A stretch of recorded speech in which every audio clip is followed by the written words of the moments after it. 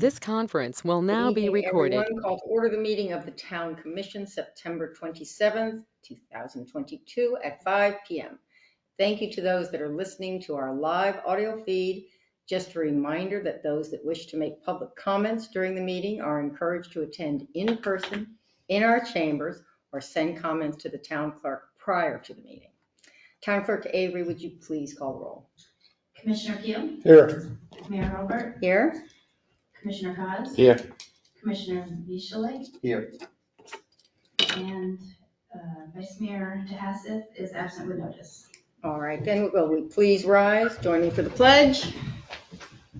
I Pledge allegiance to the flag of the United States of America and to the republic for which it stands, one nation, under God, indivisible, with liberty and justice for all. Okay then. Kelly, would you please read resolution number 2022-16 by title into record? Resolution of the Town Commission of the Town of Ocean Ridge, Florida, declaring a state of emergency within the Town of Ocean Ridge, providing for an effective date. Chief Jones, would you give us a status update on Hurricane Ian, please? Thank you all for the opportunity to be here today. We appreciate your willingness to come in at last minute. Interesting enough, the storm was initially projected to go much further north of us and not have a significant impact in our area other than some winds and rain.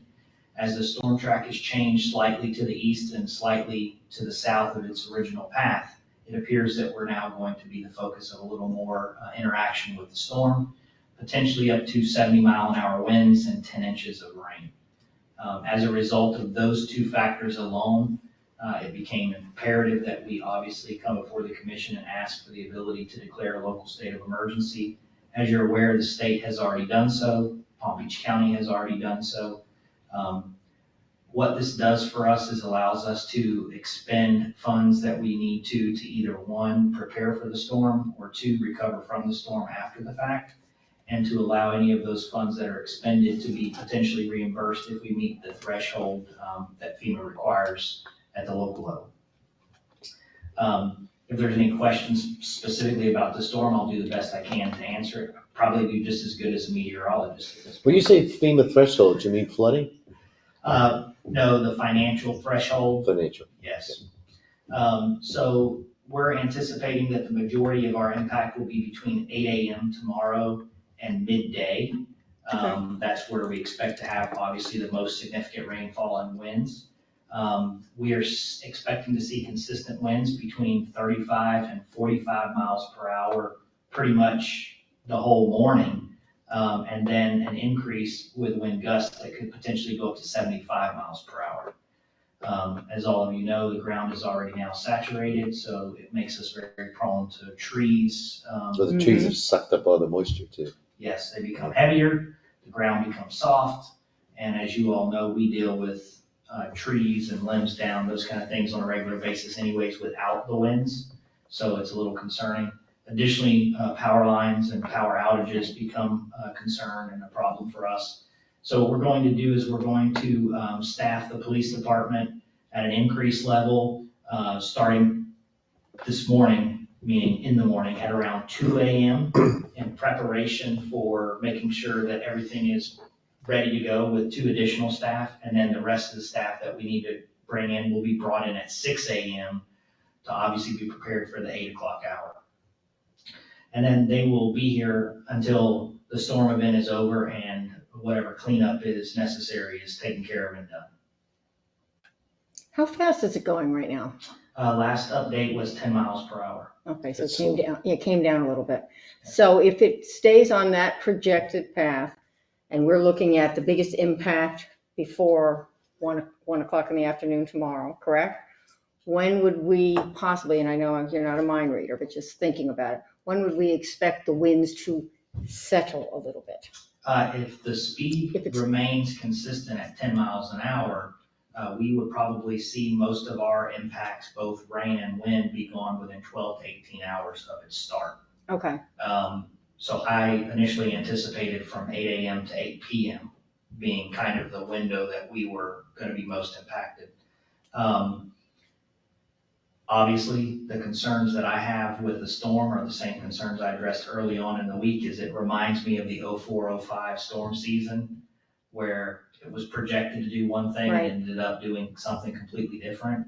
And some of the spaghetti models are very similar to that 04-05 storm season. Wobbling. So it just concerns me that we see that inconsistent track Mm-hmm. that's obviously closer and more impactful to our town.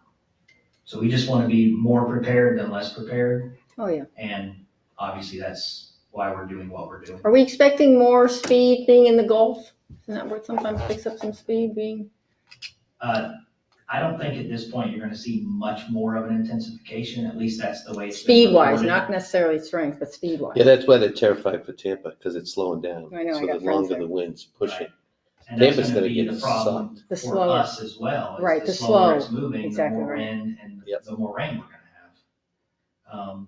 We've prepared as much as we can. Right. I mean, all of our pump systems are all examined, checked, all of our drain systems are cleared. We've done all the prep that we normally do for any major weather event. So now it just becomes a point of being here and physically monitoring it 24/7 and making sure that we have, every redundant measure in place if a generator doesn't Right. start, to then get a pump there, and, all those kind of things. So Public Works and I and the town manager, we've coordinated all those things since, Friday of last week. So, I mean, we're in good shape. We just want to make sure we have the proper level of staffing and the ability to do things that we need to do in an emergency if that happens. Right, worst case scenario. Okay. Yes. Any other questions? So of course, it has to be close to a king tide as well. Right. Exactly. Yeah. And I wasn't gonna say the that. impact time is, the 1 o'clock time frame is when we're seeing our tides right now. So with the storm Yeah. and the rain and everything happening between that 8 and, midday time frame, it concerns us a little bit more, obviously, Mhm. that, we could see some localized flooding, Right. which is anticipated in Anyway. non-coastal areas. So the fact that we're in the coastal areas, a little more concerning too. Yeah. Jeff, any input? We all good? All right. I have a question. Yes. Please. Fire rescue, when do they stop responding?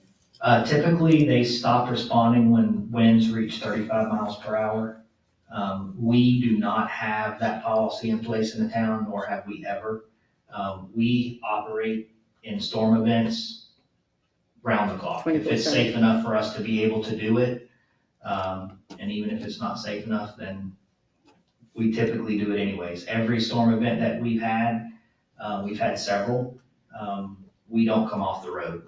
We may shelter somewhere in the community to get out of whatever we're dealing with at that moment in time, but we don't bring everybody in at a specific time and lock them in the garage and say, okay, this is what you need to do. Because we feel it's more important to be able to be in the community and be able to help a member of the community if it's necessary. And, the wind speed is not the only factor we should consider. I was asking more about Boynton Beach fire rescue. Correct, 35 miles per hour. Okay. But that's, you're saying they will shut down, but the Ocean Ridge Police won't. Correct. Correct. But they have the high vehicles, right? Because when A floods, aren't they the ones who can get through normally? We have, they obviously have four-wheel drive trucks, which we do as well. Okay. And then, of course, all of their engines sit up higher just because of the way the chassis are built. But we should be able to pretty much maneuver anywhere in town with one of 13 vehicles that we have, whether it's a truck or Mhm. an SUV or an ATV or whatever. Okay. Chief, you closing the, any of the public beaches and the inlet and all that, or? We typically Like don't close them unless the county initiates the closure, since most of the beaches belong to, or the parks belong to them where there's parking and such. But we do keep folks away from the public beaches About once Boynton, they close them. about Boynton Beach over here. I don't know that Boynton has closed a beach, but we will obviously be in communication with them. And if they do close it, then we will obviously assist them in preventing traffic flow and hanging out there. Which is one of the big things that we do. in the town during events is keep people away from parking along A1A and then trying to see what's happening in the ocean and hanging out at the inlet. And, we spend a lot of time doing that. That's what everybody does, Right. is comes up to see what it looks like at the beach. Right. We get a lot of questions about, are we going to close the bridges and lock them in the upright position and all? And of course, you all know the answer. The Right, answer is right. no, we do not do that. We don't have any control over the bridges. As a matter of fact, the bridges will remain in a locked down position because that's the safest way for the bridge to remain safe. The only time we close pathways in and out of town is after a storm event, during our initial assessment timeframe, to make sure that we can maneuver through all the roadways and there's no down power lines or trees or anything like that before we allow the public to return to the community. That normally takes us a couple hours Right. to do. And then once we determine it's safe, then we typically open those roadways back up unless there is some kind of a local order in effect for a curfew. And then we depend on what the curfew is as to how we man the bridges. And the flooding, of course, on the opposite side of ocean. Correct. We have, just as a point, the new maintenance gentleman that we hired, the electrical individual, he was sent home today in a town truck because he drives a personal vehicle that's a car. And we want him to be able to get back into town. We need him. Yes. So he was sent home in a town truck and he'll be back at 6 a.m, just like the rest of the staff will be. And then he's also on call with Billy tonight in case we have to have, any work done at any of the pump locations or anything like that. Billy, because he lives close, he said, I don't need to take a truck home. He's got his own I'm right truck. here. Jeff or I will pick him up. Yeah. Yeah, we're good. Anything else? All questions answered? You need a vote or something? All right, we need a motion. So move. Second. All right, everybody in favor of resolution 2022-16, say aye. Aye. Any opposed? Motion carries. Somebody's got to oppose. Fine, I'm kidding. Don't feel that need. Okay, I call them, we're all good, right? During the meeting at, what are we, 6:15? Mary Kate came for a story. And depending upon how things go,